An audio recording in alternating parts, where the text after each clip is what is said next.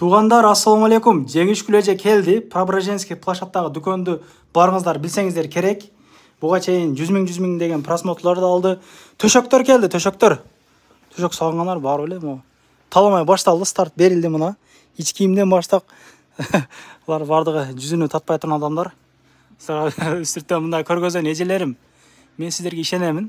Келсеңіздер болады мына. Ежекебіз келді, құда қалса. Өзіле келбесен төшөктөрді алып келді. Қылма-қыл көйнек, футболка, шорта, юбкаларды қошып алып келіп тұр. Қарағылачы.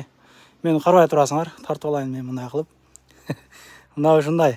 Чалыңыздар, байланышыңыздар. Метроға келіп, егер таппай атсаңар, WhatsApp-тан жазсаңыздар, жеме чалсаңыздар, адрес айтады. Метроның жанында, метродан 2 қадам, 1,5 қадам керек болса. Мынау шындай.